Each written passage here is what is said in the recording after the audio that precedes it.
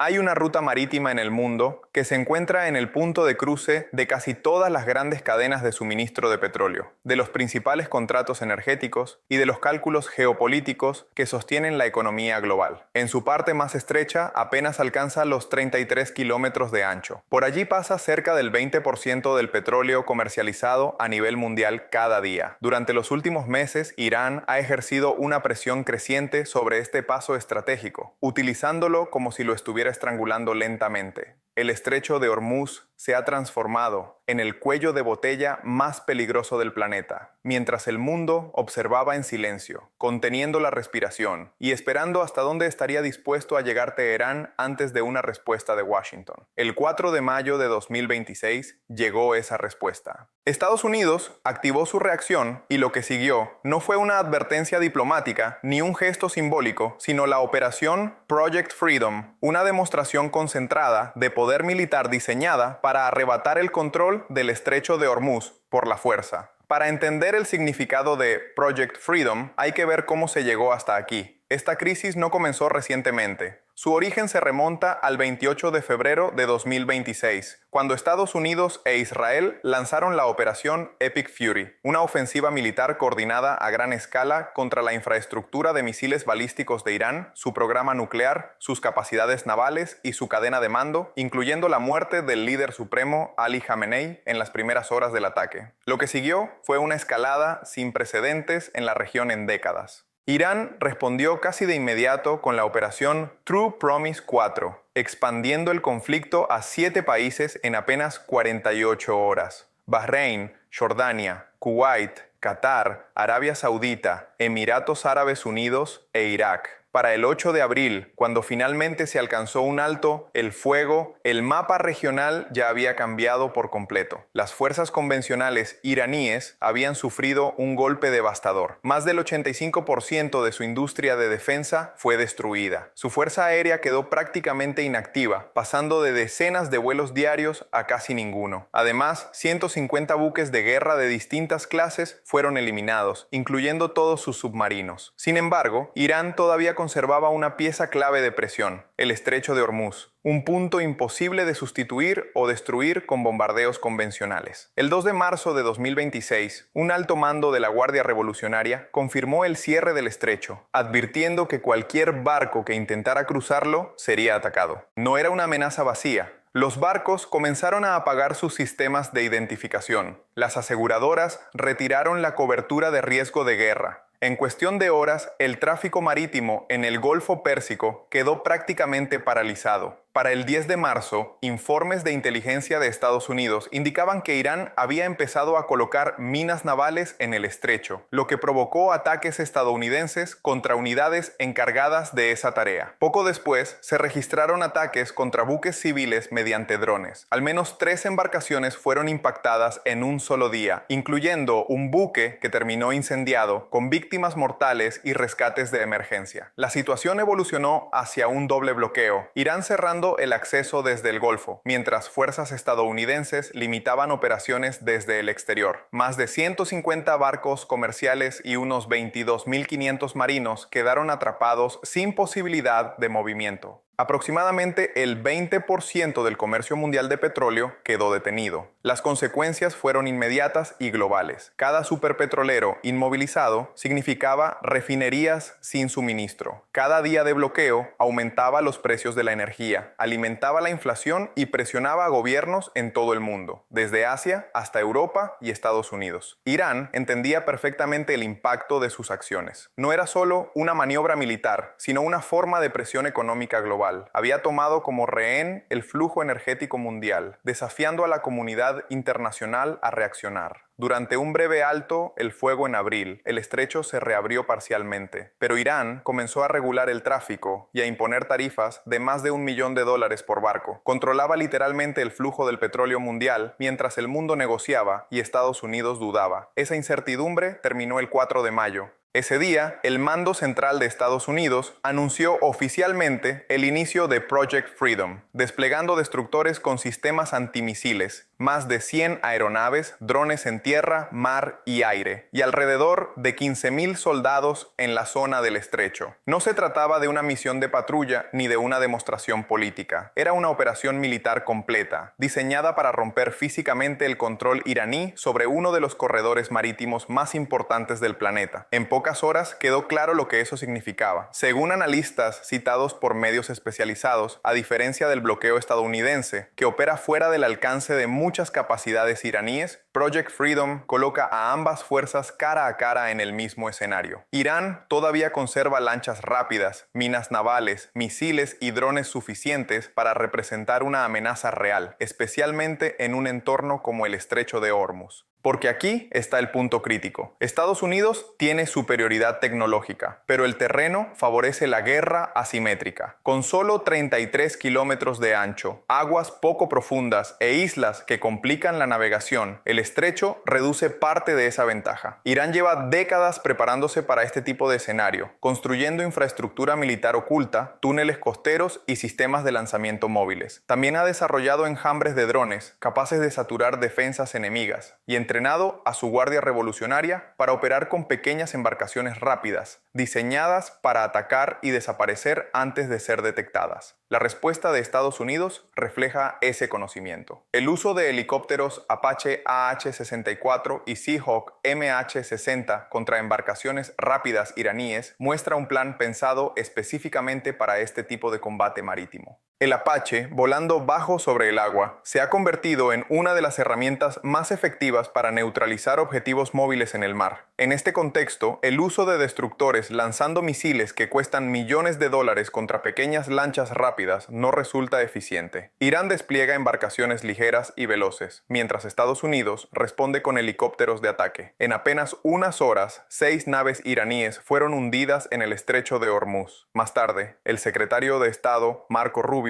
confirmó que 7 lanchas rápidas habían sido destruidas en las primeras fases de la operación. Donald Trump, observando la situación, resumió la capacidad naval iraní con un comentario despectivo, llamándolos peace shooters. ¿Es correcto este juicio? Desde un punto de vista militar, parcialmente sí, porque la estrategia asimétrica iraní sigue siendo peligrosa y no puede ignorarse. Sin embargo, en el equilibrio psicológico y estratégico dentro del estrecho, esa descalificación funciona como un golpe directo a la moral iraní. Los miembros de la Guardia Revolucionaria ven cómo sus embarcaciones son destruidas y cómo sus ataques con drones y misiles son interceptados constantemente. Ya no están experimentando la ventaja asimétrica que su doctrina prometía, sino enfrentándose a la realidad de combatir contra una de las fuerzas militares más avanzadas del mundo en un entorno donde creían tener control. Para el 6 de mayo, el Comando Central de Estados Unidos confirmó que el bloqueo había desviado 52 buques que intentaban acercarse a puertos iraníes. Solo 2 barcos comerciales con bandera estadounidense lograron cruzar el estrecho bajo protección de Project Freedom. El paso aún no está completamente abierto, pero ya tampoco está bajo dominio exclusivo de Irán. Ese cambio, aunque parcial, marca el inicio del debilitamiento de su último gran punto de presión. Y aquí está lo que pocos dicen en voz alta. Irán entró en esta confrontación con una posición ya debilitada, pero actuó como si tuviera ventaja total. Cerró el estrecho de Hormuz, amenazó el suministro energético global, atacó buques neutrales y desafió a la marina más poderosa del mundo moderno. Durante un tiempo, su estrategia pareció funcionar. El alto, el fuego se mantuvo, la diplomacia avanzó lentamente y el estrecho siguió parcialmente bajo control iraní, mientras se cobraban tarifas a los barcos y se mantenía una ilusión de dominio. Pero el 4 de mayo de 2026, la realidad cambió de forma abrupta. Los datos muestran que la posición iraní era mucho más débil de lo que sus líderes reconocían públicamente. Evaluaciones de inteligencia indican que los ataques de la operación Epic Fury retrasaron el programa nuclear iraní en menos de 6 meses, en lugar de eliminarlo por completo. Aproximadamente la mitad de los lanzadores de misiles seguían operativos en abril de 2026 y cerca del 50% de los activos navales de la Guardia Revolucionaria aún estaban funcionales. En otras palabras, Irán no fue destruido, sino golpeado con fuerza, pero logró sobrevivir y replegarse hacia su forma más resistente. Una guerra prolongada de tipo asimétrico. Aún así, conserva unas 30 bases subterráneas de misiles en las montañas Zagros y Alborz, con túneles conectados a más de 100 sistemas a profundidades de hasta 30 metros en roca sólida. Aunque las bombas antibúnker estadounidenses son extremadamente potentes, estas instalaciones están diseñadas precisamente para resistir ese tipo de ataques. En el estrecho de Hormuz, Irán todavía mantiene lanchas rápidas, misiles costeros, antibuque, drones, minas navales y el uso del terreno como ventaja natural. Sin embargo, ahora todo eso se enfrenta a más de 100 aeronaves de combate, destructores con sistemas Aegis, submarinos nucleares, helicópteros de ataque, drones armados y unos 15.000 soldados estadounidenses desplegados. La desproporción es enorme, pero aún así Irán continúa presionando. ¿Por qué? Porque el estrecho de Hormuz es su última carta estratégica. Si pierde ese control por completo, su capacidad de negociación desaparece. Sin un programa nuclear plenamente operativo, con su marina reducida, sin proyección regional efectiva y con la economía bajo sanciones severas, Irán se enfrenta a un vacío estratégico profundo. Además, la nueva estructura política surgida tras la muerte del líder supremo es más rígida e ideológica, dominada por la Guardia Revolucionaria. No se trata de líderes pragmáticos buscando una salida, sino de una visión basada en la resistencia absoluta frente a Estados Unidos. Por eso, el estrecho no es solo un objetivo militar, sino también un símbolo político interno. Renunciar a él sin una victoria diplomática clara podría generar inestabilidad dentro del propio régimen. Mientras tanto, la vía diplomática sigue abierta. Irán ha confirmado que está evaluando una propuesta estadounidense, con Pakistán actuando como mediador principal. Incluso se anunció una pausa temporal en Project Freedom tras ciertos avances, aunque con la advertencia de que si no hay acuerdo, la operación militar se reanudará con mayor intensidad. En paralelo, el bloqueo naval estadounidense continúa activo. Es silencioso, pero devastador. Cada día sin exportaciones de petróleo, cada barco sin carga y cada transacción bloqueada profundiza la crisis económica iraní. La moneda ya venía debilitándose desde 2025, pero el conflicto aceleró el colapso. Las reservas de divisas se están agotando, el mercado negro domina la economía y la población enfrenta inflación extrema, pérdida de poder adquisitivo y escasez de alimentos básicos. Irán ha atacado múltiples buques comerciales y llevado a cabo más de 10 ataques contra fuerzas estadounidenses durante el conflicto, pero cada operación consume recursos difíciles de reemplazar, mientras la presión económica y diplomática sigue aumentando. El tiempo en esta fase juega claramente en contra de Teherán y a favor de Washington. India ha exigido libertad de navegación sin restricciones en el estrecho, en línea con el derecho internacional. China, principal socio económico de Irán, ha mantenido un silencio notable en su apoyo público, en gran parte porque también depende de estas rutas marítimas. El mundo no se está alineando con Irán.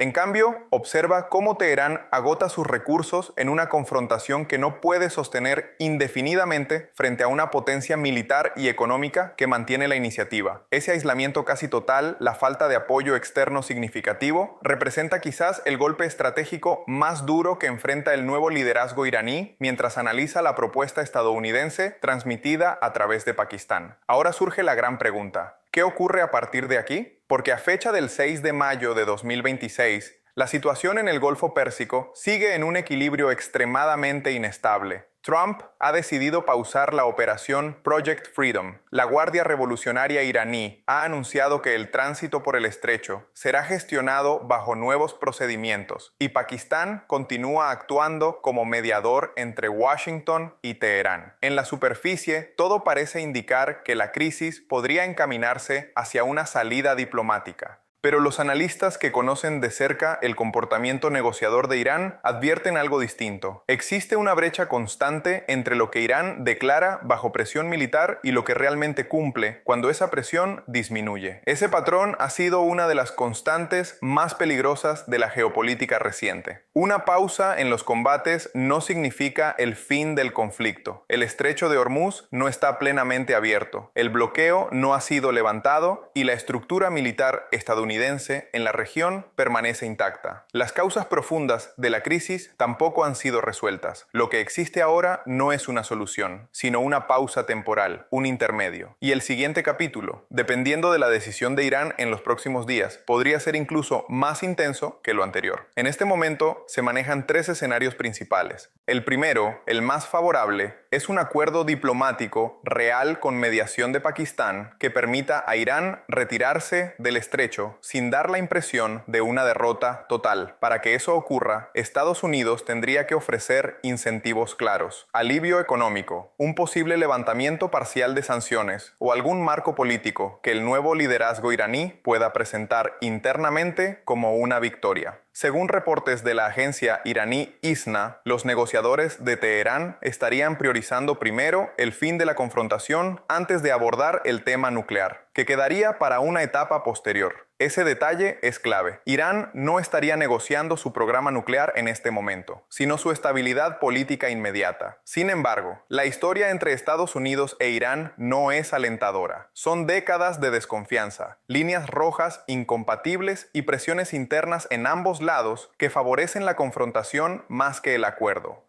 El segundo escenario es mucho más peligroso para la economía global. Irán rechaza la propuesta, Project Freedom se reactiva por completo y el conflicto escala hacia una guerra sostenida. Trump ya ha advertido que Irán podría ser borrado de la faz de la tierra si ataca buques estadounidenses durante la operación. No es lenguaje diplomático, es una advertencia directa. Si el liderazgo iraní, ahora dominado en gran parte por la Guardia Revolucionaria, tras la eliminación del antiguo núcleo de poder, considera políticamente imposible aceptar las condiciones estadounidenses, la guerra no se reanudará de forma limitada, sino con toda la capacidad militar ya desplegada. Y esa capacidad no es menor. Irán todavía conserva instalaciones subterráneas de misiles en las montañas Zagros y Alborz, muchas de ellas ya identificadas y monitoreadas por inteligencia estadounidense. Cerca del 50% de sus lanzadores de misiles siguen operativos, lo que los convierte en objetivos potenciales en una nueva fase del conflicto. El arma antibúnker más poderosa de Estados Unidos, la GBU-57, fue diseñada precisamente para destruir instalaciones enterradas a gran profundidad como estas. Solo los bombarderos furtivos B-2 Spirit pueden transportarla y ya se encuentran desplegados en la región. En caso de una segunda fase, la lista de objetivos ya está preparada. En paralelo, la infraestructura costera iraní de misiles antibuque sigue bajo evaluación. Aunque varias posiciones fortificadas fueron destruidas en marzo de 2026, algunos sistemas móviles y túneles ocultos continúan operativos. Los aviones EA-18G Growler, ya presentes en el teatro de operaciones, tendrían la misión de neutralizar los sistemas de radar iraníes antes de cualquier ataque.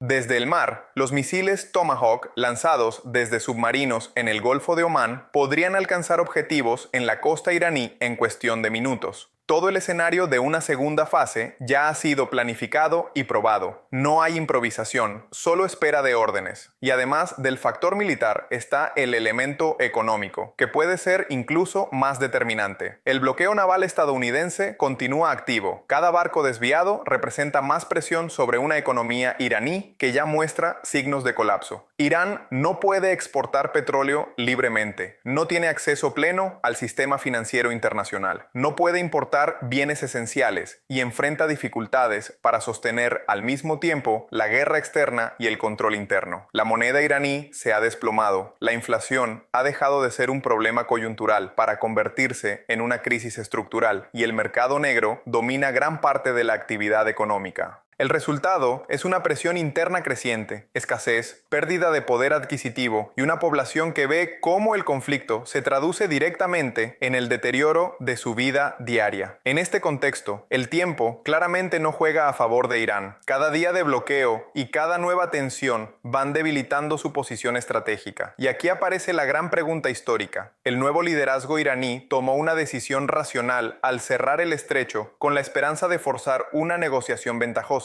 o cometió el error estratégico más grave en la historia de la República Islámica. Ambas interpretaciones abren caminos completamente diferentes. En el primer escenario, Irán acepta un acuerdo, reabre el estrecho con concesiones políticas limitadas y el conflicto empieza a enfriarse gradualmente hacia un nuevo equilibrio regional. En el segundo, rechaza la propuesta. Project Freedom se intensifica y Estados Unidos avanza hacia el desmantelamiento progresivo de lo que queda de su capacidad militar, dejando a Irán sin prácticamente ninguna carta de negociación. Hoy, la Guardia Revolucionaria afirma que el tránsito por el estrecho será seguro, pero no ha explicado con claridad cómo funcionarán realmente esos nuevos procedimientos. Esa ambigüedad parece deliberada. Irán intenta proyectar cooperación sin mostrar debilidad abierta. Sin embargo, la decisión final dependerá de si la oferta estadounidense incluye suficiente alivio económico y político como para hacer viable una retirada sin consecuencias internas graves. Por su parte, Trump ha simplificado la elección en términos muy directos: aceptar el acuerdo y poner fin al conflicto, o rechazarlo y enfrentar una escalada militar aún mayor que todo lo visto hasta ahora. El estrecho de Hormuz se ha convertido así en la herramienta de presión más poderosa de Irán, pero también en su apuesta más arriesgada. En los próximos días se definirá si se transforma en una vía de salida que le permita sobrevivir políticamente, o en el punto que desencadene una respuesta militar abrumadora. El mundo entero está observando.